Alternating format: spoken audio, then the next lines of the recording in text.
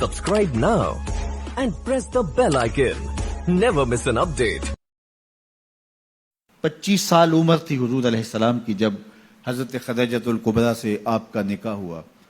40 سال کی عمر میں حضور پر پہلی وحی کا نزول ہوا. 15 برس کا ایک عرصہ حضرت خدیجۃ الکبریٰ رضی اللہ تعالیٰ عنہا حضور کے ساتھ بسر کر چکی تھی. تو وحی کا نزول کوئی معمولی بات نہیں ہے. قرآن نے کہا کہ اگر یہ قرآن ہم پہاڑوں پہ نازل کرتے خشیت الہی سے وہ بھی ریزہ ریزہ ہو جاتے. یہ قرآن ہے اور یہ حضور کے قلب اطہر پہ نازل ہوا. اس کی کیفیات حضور نے محسوس کی تو واپس آئے تو فرمایا زملونی یا خدیجہ، مجھے چادر دو، میں سردی محسوس کر رہا ہوں. تو حضرت خدیجۃ الکبریٰ نے چادر اڑا دی. تو آقا کریم نے جو کیفیات گزری تھیں، جو حالات تھے، وہ اپنی زوجہ محترمہ کے سامنے رکھے کہ اس وقت میری پوزیشن، میری صورتحال یہ ہے. تو حضرت خدیجۃ الکبریٰ نے اس وقت تسلی دیتے ہوئے حضور علیہ السلام کو جو جملے کہے ان جملوں پہ غور کیجئے. یہ حضور کی 40 سالہ زندگی کی کہانی حضور کی زوجہ کی زبانی ہے. سیدہ خدیجۃ الکبریٰ نے کہا کلا واللہ لا یخزیک اللہ ابدا، اللہ کی قسم آپ کا رب آپ کی عزت میں فرق نہیں آنے دے گا، آپ کو پریشان نہیں ہونے دے گا. میں اللہ کی قسم اٹھا کے کہتی ہوں کبھی ایسا نہیں ہوگا کہ آپ کا رب آپ کی عزت میں فرق آنے دے. کیوں؟ 5 چیزیں سیدہ خدیجۃ الکبریٰ نے بیان کیا.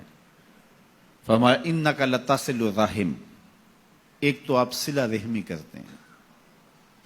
دوسری بات ارشاد فرمائی وتحمل الکلہ، جن کا کوئی بوجھ اٹھانے والا نہیں اس کا بوجھ آپ اٹھاتے ہیں.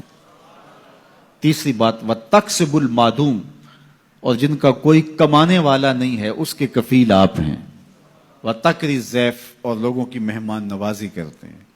اور 5ویں چیز وتعین علی نوائب الحق، راہ حق کے اندر مصیبت زدہ لوگوں کو جو تکلیفیں پہنچتی ہیں آپ ان کے ساتھ کھڑے ہوتے ہیں، ان کی مدد کرتے ہیں. تو یہ 5 وصف حضور کے گنوائے اعلان نبوت سے قبل جو حضور کی زندگی ہے.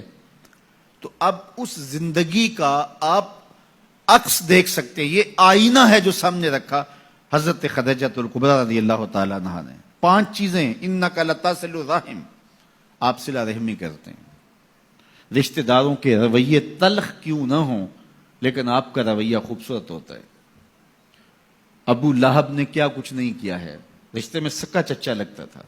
جو اذیتیں پہنچائی، جو تکلیفیں دی، تو حضور علیہ السلام میں بطور رشتہ داری اس کو کوئی ایسی بات نہیں کی.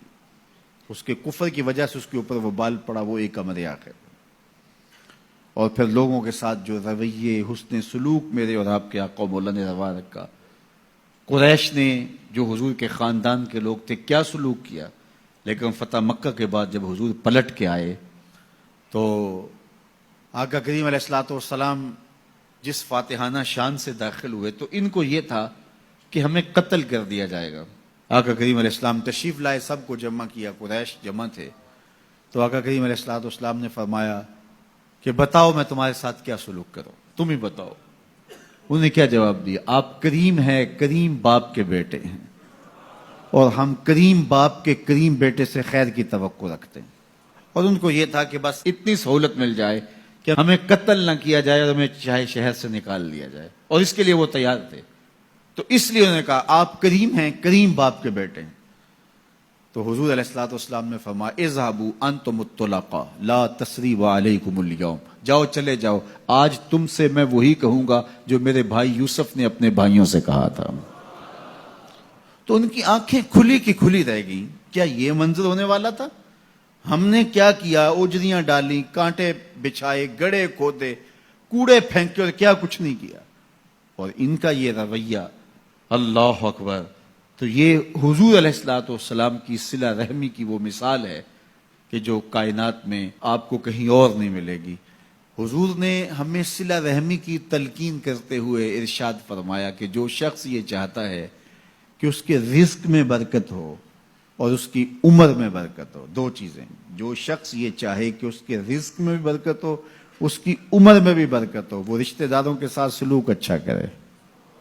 جب وہ صلہ رحمی کرے گا تو اللہ تعالیٰ اس کے بدلے میں اس کی عمر میں بھی برکت کرے گا اور اس کے رزق میں بھی برکت